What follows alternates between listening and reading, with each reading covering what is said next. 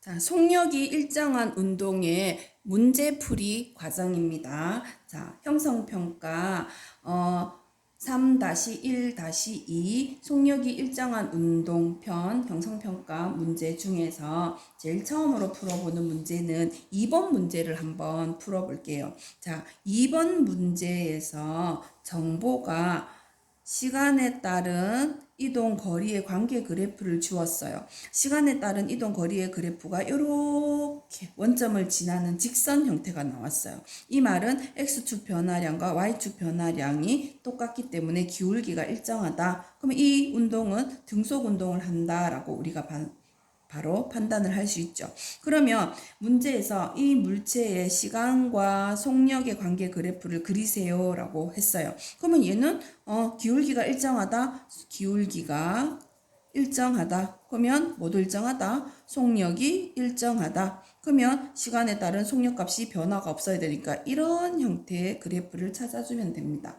그래서 답지에 1, 2, 3, 4, 5번 중에서 요런 타입 1, 2, 3번이 있죠. 자, 요런 타입을 찾아주면 되는데 여기서 중요한 것은 요 정확한 값을 찾아내는 겁니다. 자, 이 정확한 값을 찾아내는 방법은 바로 뭐냐?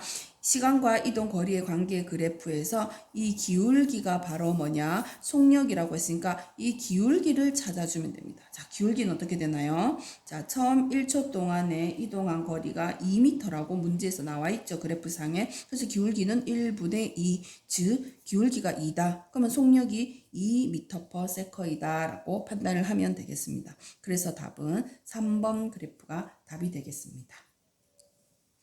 자, 그 다음에는 또 무엇을 풀어보느냐? 6번 문제를 한번 풀어보도록 할게요. 6번 문제.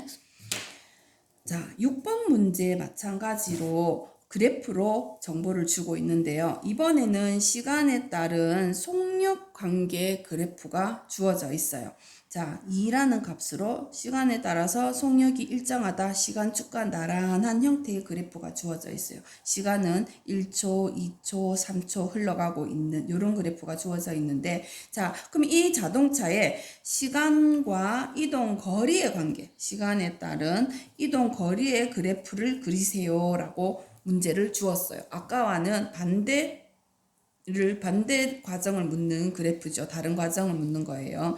자, 그러면 얘는 요 그림에서 주어진 대로 1초 동안의 이동, 처음 1초 동안에 얼마나 이동했는지 이동 거리를 찾으려면 1초 동안에 이동한 거리는 1초 동안, 자, 시간축을 이렇게 자른다고 했죠. 그래서 그래프 아래쪽에 면적, 시간축 내가 잘랐잖아요. 이 내가 자른 시간축의 이 직선과 그래프가 감싸는 부분에 이 면적 계산하면 됩니다. 자, 이 부분의 면적을 계산하는 방법은 가로 곱하기 세로. 얼마예요?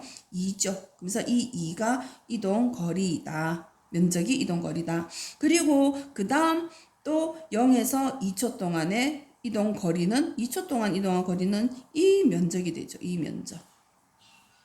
그럼 이 면적이 얼마냐? 가로 곱하기 세로 4가 되죠. 그러면 2초 후에 이동 거리는 4가 되는 겁니다. 4. 그리고 3초 동안의 이동 거리는 3초를 잘랐어요. 그럼 3초 동안 이동 거리는 처음부터 3초 동안의 이동 거리는 이 전체의 면적이 되는 거죠. 그래서 가로 곱하기 세로 해서 6. 그래서 3초 후에는 이동 거리가 6. 그래서 이 점들을 다 연결하면 이렇게 그려진답니다. 자, 그래서 정답은 3번이 되겠습니다. 자, 이렇게 시간과 이동 거리의 관계 그래프를 주고 시간에 따른 속력을 찾는 문제가 있을 수도 있고요. 시간과 속력의 관계 그래프를 주고 이동 거리와의 관계를 묻는 문제가 있을 수 있습니다. 물어보는 문제는 이렇게 두 가지 타입의 문제가 있을 겁니다. 자, 앞으로 남아있는 문제들을 몇 개 더 풀어보도록 하겠습니다. 자, 8번 문제는 굉장히 간단한 문제인데 한번 다뤄볼게요. 8번 문제. A와 A, B, C, D라는 물체의 시간에 따른 이동 거리 그래프를 이렇게 하나로 나타냈어요. 시간에 따른 이동 거리의 관계를, 자, A라는 물체의 그래프, B라는 물체의 그래프, C라는 물체의 그래프, D라는 물체의 그래프가 이렇게 주어져 있다면 얘들 모두 원점을 지나는 직선 형태네. 시간이 지날 때 이 X축이 변할 때 Y축에 변화하는 비율이 일정하네. 그래서 얘들은 모두 기울기가 일정하네. 그래서 등속 운동을 한다라고 판단을 하면 됩니다. 그럼 A, B, C, D의 다른 점은 뭔가? 기울기는 모두 다 일정하니까 다 등속 운동을 하는데 A가 기울기가 가장 크네요. 그리고 B는 기울기가 작고 C는 더 작고 D는 기울기가 더 작습니다. 자, 여기서 기울기가 의미하는 것은 무엇이냐? 시간축 같은 시간 동안에 이동한 거리가 A는 이만큼 이동을 했잖아요. B는 같은 시간 동안에 요만큼 이동을 했고요. C는 요만큼 이동했고 D는 요만큼 이동했어요. 같은 시간인데 A가 이동한 거리가 제일 많고 D가 제일 작네. 기울기는 속력을 의미하는구나. 그래서 속력 값을 비교하면 A가 속력이 가장 크고요. 그리고 B, 그리고 C, 그리고 D 순이다 라고 판단을 하면 되는 겁니다. 그래서 A, B, C, D 중에서 속력이 가장 빠른 것은 그러면 A. 그럼 A, B, C, D 중에서 속력이 가장 느린 것은 그러면 D를 선택하면 되는 거죠. 자, 그 다음 9번 문제도 한번 풀어볼게요. 자, 9번 문제는 시간에 따른 속력 문제. 자, 속력의 그래프를 준 문제예요. 시간에 따른 속력 그래프를 줬는데 정확한 값을 줬네요. 자, 시간이 5초 지나고 10초 지나는 동안에 속력이 5m/s로 일정하다.